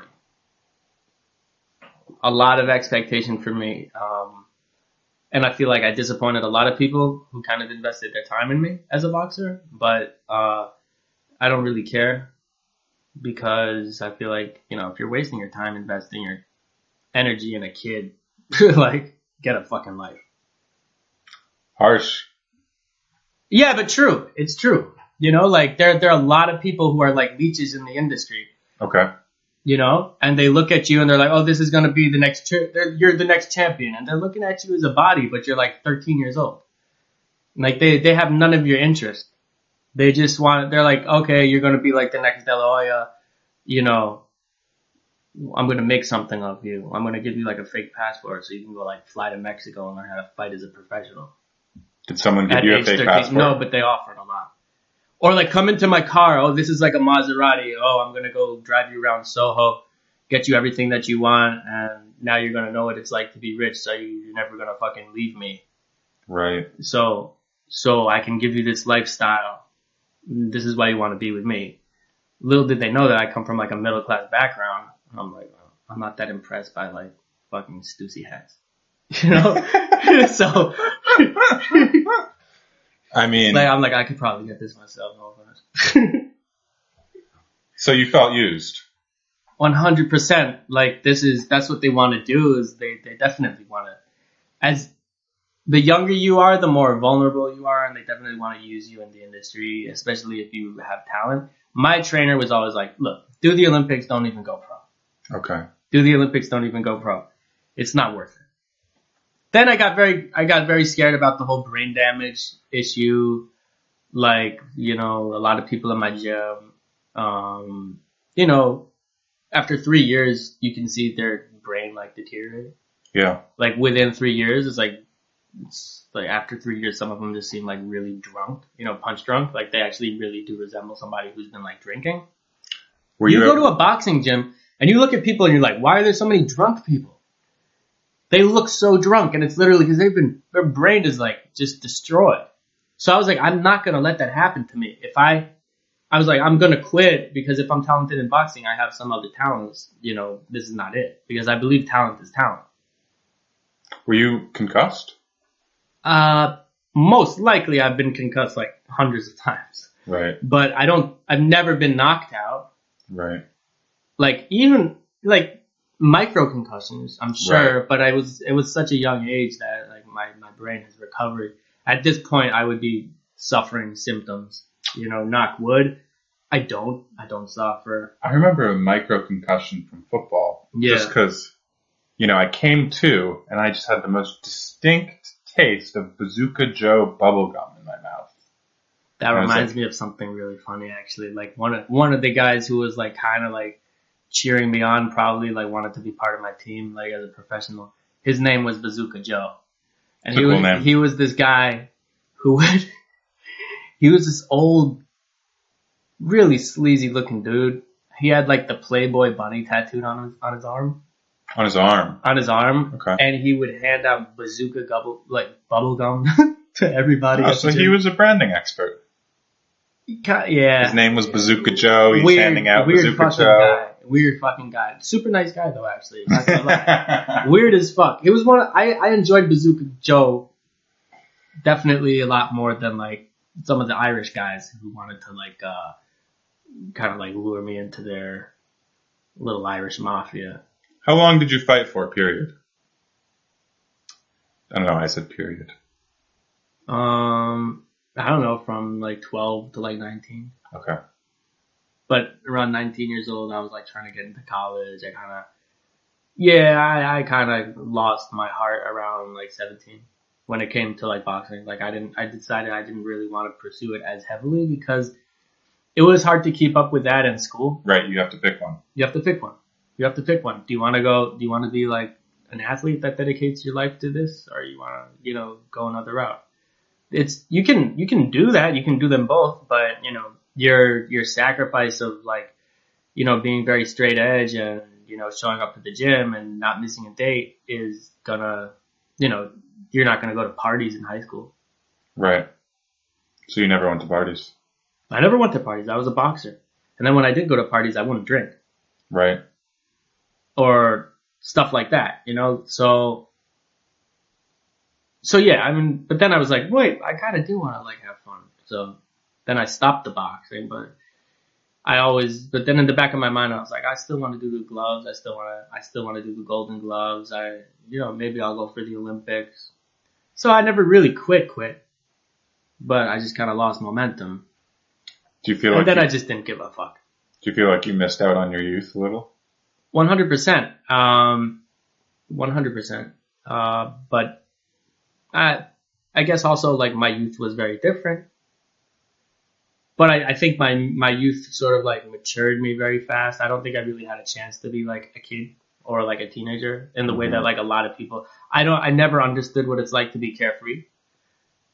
Like That's something I never understood as a kid. Like, I would always be like in envy of kids who were like, oh, so you love doing this, it's so fun. I was like, I don't understand fun. Like, what is fun? Like, I didn't understand what fun was, you know? Like, when was the first time you had fun? For me was boxing. Fun for me was like destroying people's rib cages. I was very violent. Like, I wasn't a violent person, but like that really brought out the beast. Sure. Like, I would love, like, I never sparred just for practice, right? I would always want to like beat the shit out of the other person. Tell the story. You were saying there was a woman who was supposed to be your sparring partner, and something strange happened. Oh, well, that's more recently. Oh, it is. That's more recently. Yeah, that was for a boxing gym that just recently opened called Overthrow. Anyway, yeah, she's like a professional boxer. But I don't want to name names or anything. But, you don't. Yeah. Anyway. You don't have to tell the story if you don't want. I don't know. No, I mean, yeah, it's not even a great story. I just knocked her tooth out by accident. Well, no, but you have to tell the lead up to it. It's kind of funny. We were doing an exhibition match, and we were like, okay, no headgear, just take it easy, you know what I mean? Like, I'm bigger than you, I'm going to do it lightly. And she was like, okay, no problem. She comes at me like a bull, and I'm like, okay, hold up. This is an exhibition. She's like, yeah, you're right. Second round, she bites me. Did you tell me that the first time? I think I did, right? You did, She bites me. Where? Where did she bite you? She bites me on my neck. Wow. It's kind of sexy. A little bit. But yeah, I'm like, no, this is kind of sexy. And kind of weird at the same time. She bites me on my neck, and then I think she bit me on like my bicep. She went back with the teeth. She wasn't done. She wasn't done. See, this is what I heard. And I was like, also, aren't you supposed to be wearing a mouth guard? Third round, I'm getting a little bit angry. I'm like, you're trying to knock me out, and you're biting me. I'm like, that's it. My instinct just came out. My left hook, bang! And I'm like, oh my God, what just flew out of your mouth? And then she smiles. She knocked her tooth out.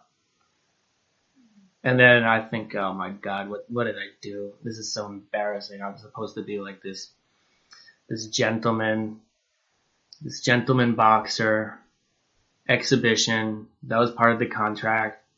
After the fight, she's like, oh my God, this is amazing. Look at my tooth. It's like, it's got knocked out. Like, she thought it was awesome. And then she thought it was cool. Oh, she thought it was amazing. We got drinks after. And like, so it's a happy ending. Yeah, and yes.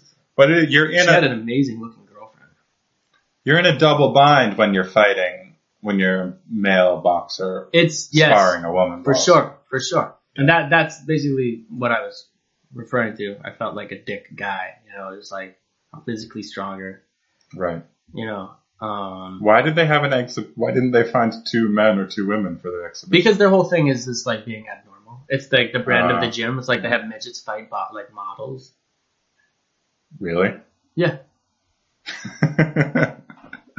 You know, I did a lot. I did some exhibitions. People love to be abnormal, but there's a reason to be normal. I did those fights too. Though I love those. Were fights. You the midget or no? I did little person. I did these fights when, like, kind of just for fun.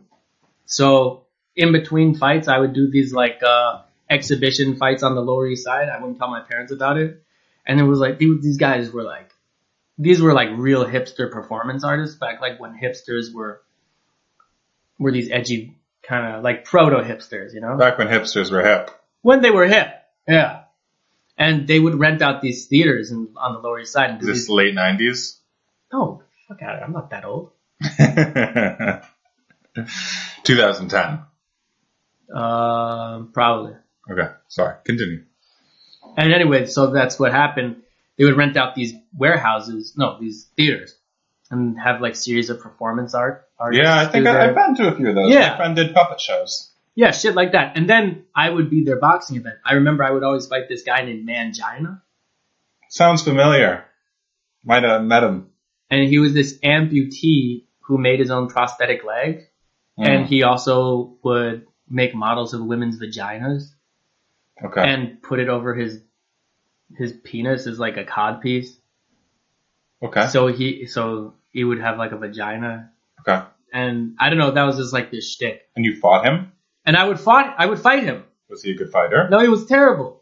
So but I was supposed to not knock him out. I was supposed to like seem like I was trying to knock him out, but not knock him out. But it was really fun. Like I loved those nights because I would meet all the weirdos in New York, and these were like real weirdos, not. Yeah. This was like, it was cool. I thought I was really cool. You know, I was like drinking beer and like. You ever meet the guy in his underwear who talks about love? Might be the same person, actually. No. Big beard. No, I don't know. And then the Impact Addict. I did a lot of stuff with him. David Leslie. Are there pictures of this? Probably. It was called Box Opera. Okay. Probably YouTube it or something. There's got to be something. Yeah, I'm sure you could do the Impact Addict, David Leslie. But that's what I did. And I used to fight this guy named Pinky. He was like this really weird, like, I guess, cross-dresser who would dress in pink boxing gear and like try to slap me. And I would try to like pretend to knock him out. But you never heard of any of these people? No. I wouldn't try to hurt him. It was just like I would pretend to knock him out. Right. And they would just like do their thing. Like he would try to slap me and he had like, his boxing gear was like just covered with like the names of like divas, like Agatha, what's her name? Like Christina Aguilera, like Jennifer Lopez. Agatha Christie. I was gonna say Agatha Christie. You're thinking of Agatha Christie. I was gonna say Agatha Christie. I don't know why. It's all the books in here. We're broadcasting from. Yeah, so that was my thing. So I was just like trying to not knock them out. Yeah, that was fun. But my boxing career was, I just kind of threw it out. What was your record? Is that a lame question? Can I ask you that? I don't really remember, to be honest. It was winning for sure. Yeah. Lost about 1, 2. Well, I lost like three times, but. And around how many did you win? Early on in my career, like, those were against, I guess, like people with 60 fights, and like those are like my second, third, and fourth fights. So it was very much mismatched. Around how many did you win? I want to say like 20. Okay. 20 and then other non-recorded fights, they would call like against Mangina. I definitely beat Mangina, but I did not beat Pinky. He slapped me. Pinky slapped me very hard. Yeah. I feel like that should be in that phrase, like, never play poker with a guy called But it was awesome. I mean, I had all these boxers, like all these former world champions come to my fights. Like Jake LaMotta used to come to my fight. Emil Griffith. Oh, you want me to talk about Mike Tyson? Absolutely. So Mike Tyson, I think he had just punched somebody out in a hotel. And he had to do community service. So he went to my gym to do community service. And he trained kids there. So I was one of the kids that he trained. And I remember it was like press day. And we all were lining up. And we had to ask Mike Tyson a question. And he hated the media, man. You could just see it. He fucking hates the media. And he was like, don't mind the cameras. They're just a bunch of assholes. He's like, just be calm and ask me a question. So I'm like, okay. I couldn't think of anything. I'm like, Mike. Oh, the guy before me kind of was like an idiot. He was like, Mike, why did you tattoo your face? And he was like, because I like the tattoo and it means a lot to Maori warriors. And I'm a warrior too. Next. And I'm like, Mike, what's your favorite food? And he's like, I don't know, salmon. I would say that is a great question and a great answer. Yeah, I just didn't know what to ask him. But anyway, he actually trained me. He did like a couple of days probably. Not long, obviously, but he definitely had his presence in the gym. And there were a lot of guys, man, just like always trying to talk to Mike, like some guys from like Brownsville or Canarsie. There was this dude in Canarsie who claimed he was like Mike Tyson's friend. He was just like hanging out in the gym. And then like fucking one day, he's like, he gets a tattoo of Mike Tyson. While Mike Tyson was still around. While Mike Tyson was like in the gym. Did he get it on his face? Did he get Mike Tyson's face tattooed onto his face? Mike Tyson did not know this guy. It was obvious.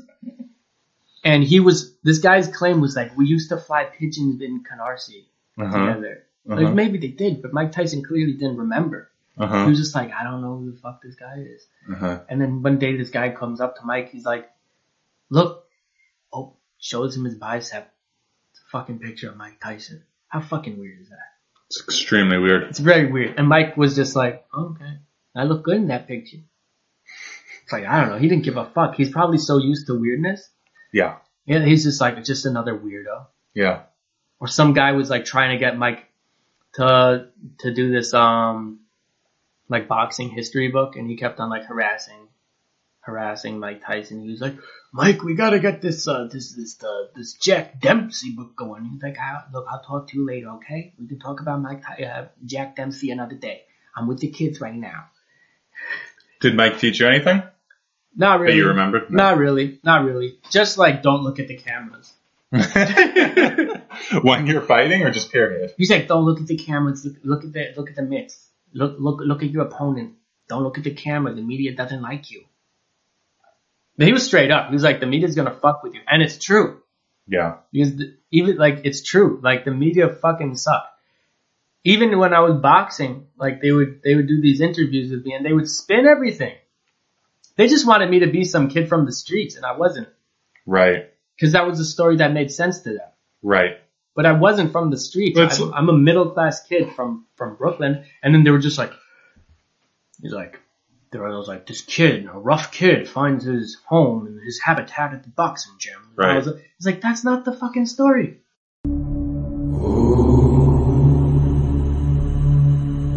The media spins a lot of shit, man. There's a story I don't want to talk about. But, yeah. Where am I? This is your turn to interview me, man. Well, I was trying, but I keep saying the wrong things. It's okay. It's a first time podcast. You're like, tell me about the time when you're. Tell me about that hooker you killed, and tell me about that situation. No, I've never killed a hooker. Yeah, I'm just so you know, I'm just messing around. But well, there was that one time. I don't know. It fascinates me to think of you spending so much time in the boxing gym because you're a person of such diverse interests. Yeah. So like, I spent a shitload of time in the boxing gym. That's really where I learned everything. And you told me that you But it was fun. The boxing gym was so fun because I learned more about. I was hanging out with like Hollywood people there. Yeah, that's what you said something like that Hollywood, to me. Everybody there was famous. It was like, wow. And they all loved me. So I was like, oh my God, how do I come from special ed? And then I get to hang out with like actors, like famous people, like Jay-Z, 50 Cent, Mike Tyson, other people that you would know if you followed boxing. Neil. Who wrote Rocky. Neil who co-wrote Rocky. Teo was talking to me and this other friend about... Neil, who the fuck, I don't know his last name, but... Teo says that he was approached by a man named Neil, who claims to have written Rocky. Co-wrote the recent, like, Rocky Balboa or something. Or, like, I don't know, producer or some shit. Whoever he was. He wanted Teo to act in boxing flicks. Yeah, so I was being slightly bankrolled through some courses at Stella Adler. By this anonymous producer named Neil. Neil, that's all we know. AKA Mangina. Yeah, Neil. And yeah, so I was like, trying hey, to kid, you ever seen a Mangina? So I was being groomed to be like the next Tony Danza. Yeah, I'd say groomed is the word. Groomed. Exactly. And I also kind of threw that one off too, but... No, but so you were legit taking these acting courses. I was legitimately in Stella Adler. Yeah.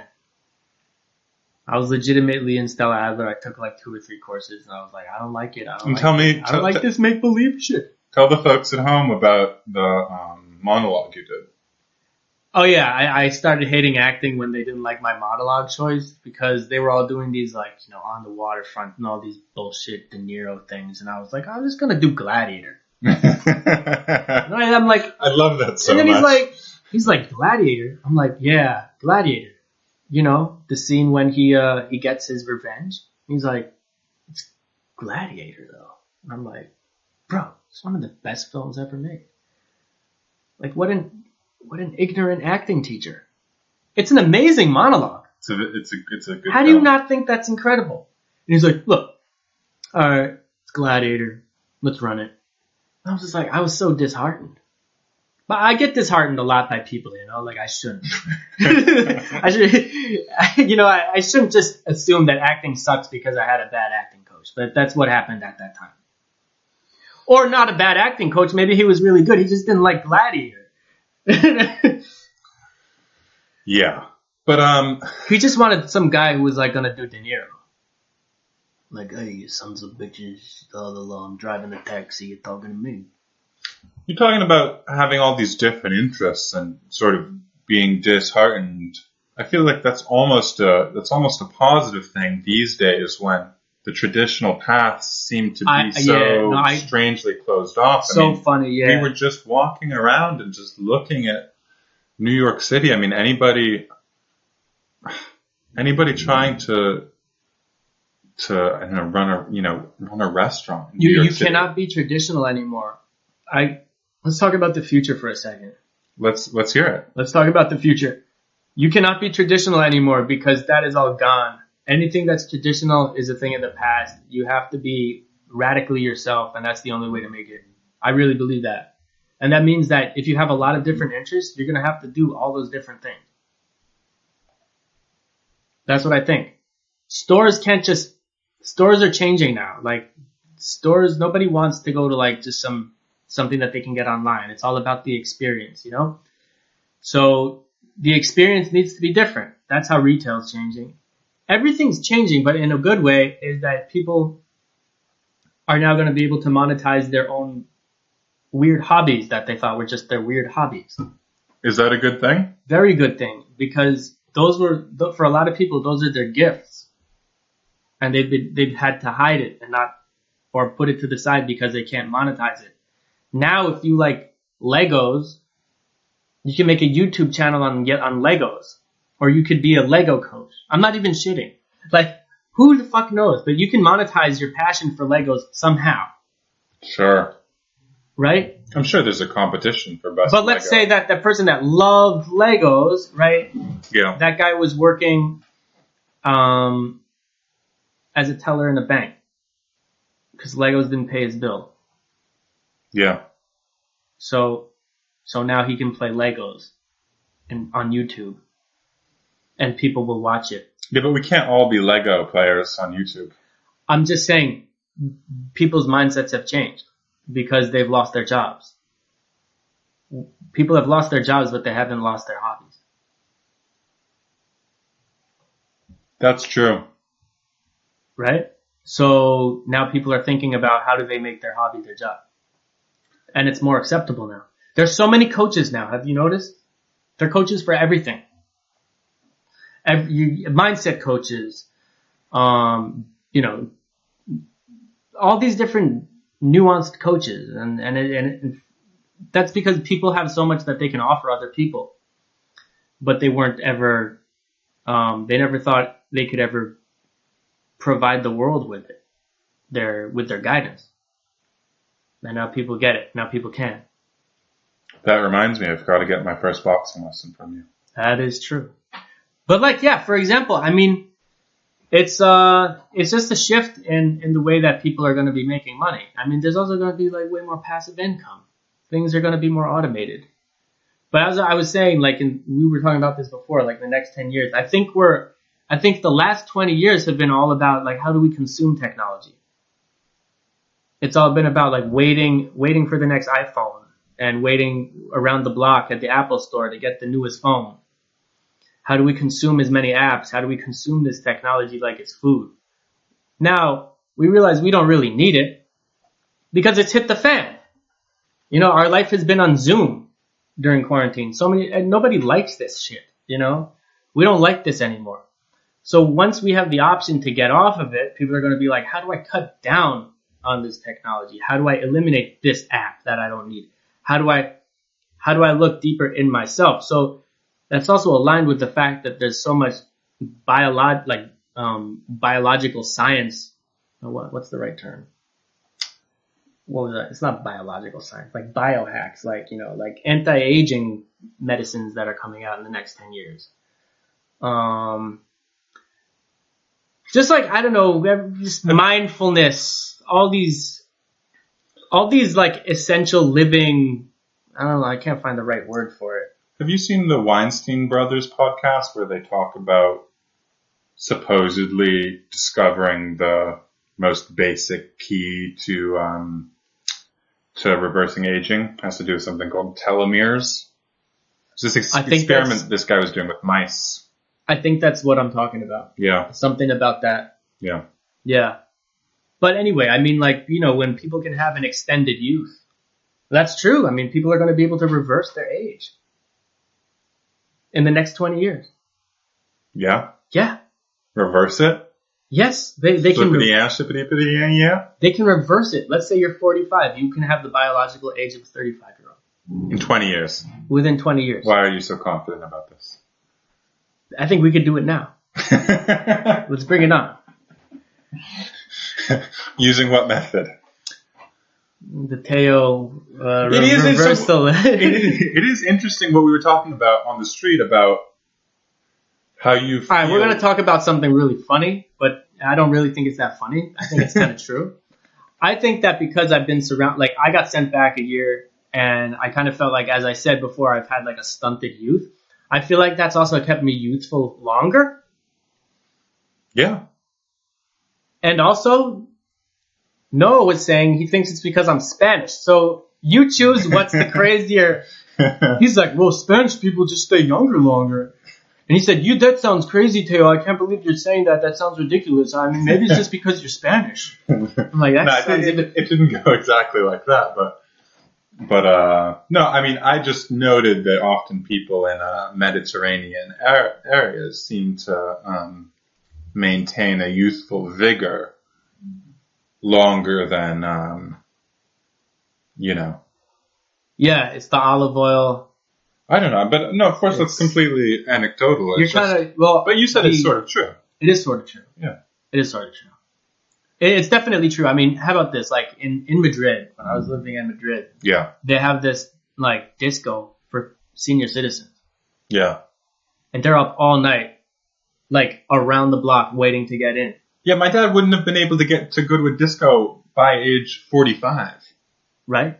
Yeah. And like, it's a different mentality. I guess it's that when you age here, the expectation is eventually you're just going to stay home and you're not going to go out. And I think in Spain or Mediterranean countries, it's like as you age, you have more status. Which is as it should be. As it should be. Here it's kind of the opposite. Here it's like you're just a burden. It's so awful. But there it's really like, you know, you open the door for the older people. They know more shit than you. Yeah. You know, like they're wiser than you.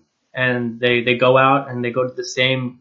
It's not surprising to see somebody who's like 60 years old at like a disco where they also have 16-year-olds in Mediterranean countries. Why? Because they want to go out and dance. Same motivation that the 16-year-old has.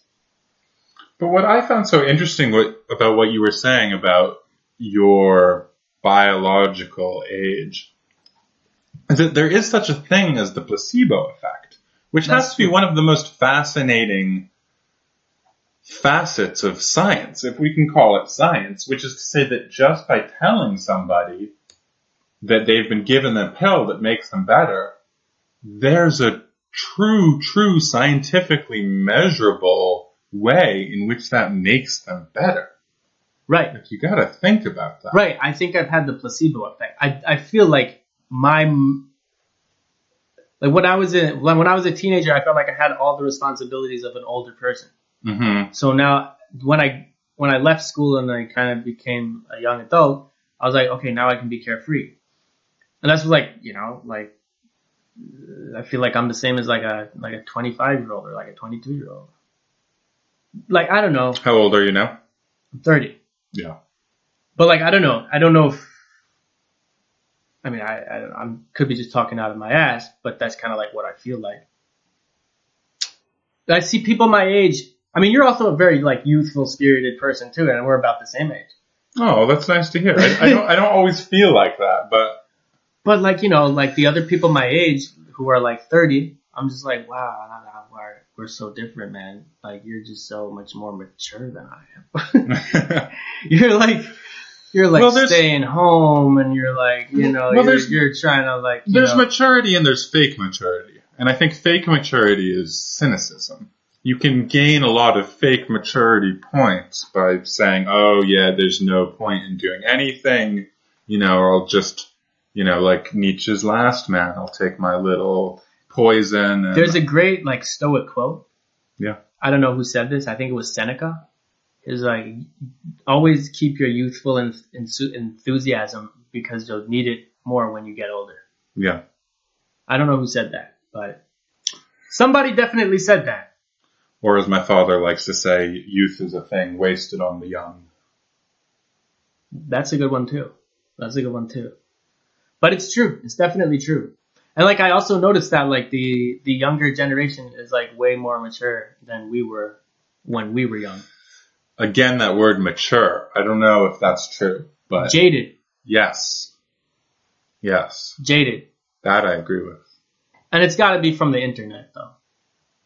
Well, I mean, okay, so we're making these huge generalizations. No, but it's got to be because I mean, so I want to walk that back. But you gain experience from what you see. Yeah, sure. So if you see so much, if you see stuff at a faster rate, you're gaining more experience. You can't unsee Two Girls, One Cup. You can't unsee it, exactly. Well, thanks for reminding me. I've actually never seen it. Let's see it right now. Jamie, pull that up. No, but God, that brings me to like the funniest thing. I remember like the most scarring porn I ever saw was like pterodactyl porn. Okay. I'm not aware of that. It was a guy like having sex with some girl, but like dressed up as like a pterodactyl. Like legitimate pterodactyl fetish. In a foam suit, let's say? Dressed up as a dinosaur, like just having sex with a normal girl. She clearly wasn't normal if she was having sex with a pterodactyl, but it was really weird. I don't know why are we on this tangent? What were we talking about before? Age is just a number. Yes, it is just a number, but it will be a number that's going to be easily biologically reversed in the next 20 years. So invest on those pills. If I had the name of those pills, it's like Harvard's or some Harvard and like UPenn. They're like. What I did a lot of research on for this book I was writing was something that hit the headlines maybe 4 years ago, which was the process of trying to reverse aging through blood transfusions. And it's very true that you can take blood out of your body and spin it. Well, that's what Mike Tyson just did. Yeah, that's what Mike Tyson, that's what Kobe did. It's also true, and they call this parabiosis. What you do is they did this on mice before they decided that it was an unethical research experiment. Was they stitched the mice together, quite literally. You can take a dying mouse and stitch it together with a youthful mouse, and share their bloodstreams. This probably sounds like I'm making it up, but Google it, my friends. And the dying mouse will find many of its poor conditions ameliorated. Well, I mean, like when we look into like what we can do with DNA and like how we can teach DNA. Yeah. Epigenetic. Well, epigenetics. Epigenetics, but like, you know, DNA plasticity, DNA memory. So epigenetics is a funny word because I think that it's just this word we've come up with for whatever we can't understand through the lens of genes. Right. Which is going to be more and more and more. There's a term that's been thrown out called morphic resonance. Wow. and that refers to blowing my mind. Yeah, I'm getting a little. I didn't necessarily want to get this woo woo on my first podcast. No, let's hit us with it. But no, they've done real research showing that trauma, for instance, can be passed on in a way where it's something an ancestor experiences, and then that gets passed on to a younger generation. That's not something that we can explain through genes. No, you're right. It's So we say epigenetics to mean it's an epiphenomenon of genetics. I've heard the but term. Really, it's just something we don't know how genes relate to. I've heard the term. Maybe they don't relate at all. Tribal trauma. I've also heard this term. I haven't heard that. It's that you carry the emotional scars of your ancestors. And I think that, let's say your grandfather was a Holocaust survivor. You may have never met him, but you will still carry the same wounds that he carried for whatever reason. Emotional wounds. I'll have to, again, until you correct it. Again, this sounds very woo-woo, but I can find the. I mean, woo-woo is science of the future. Should we end on that? Should we? Yeah. Yes, hit us with this. Has been such a fucking pleasure. Great. I'm so pleased to have had Theo Corbin. This is the outro on my first podcast, tentatively called Higher Gossip, and maybe now we'll get some more coffee or get a drink. And yeah, I got nothing more to say. How about you? Look forward to the next podcast with the Russian. Oh, Arek. He's Polish. Polish. Yeah, I'm gonna text him. Yeah, we just to clarify, I was buying this microphone actually on Best Buy in Union Square, and we just came across this protest. It was a small protest, but it was an anti-lockdown protest, and we met a couple, interesting people. Anyway, guys, we're out of here.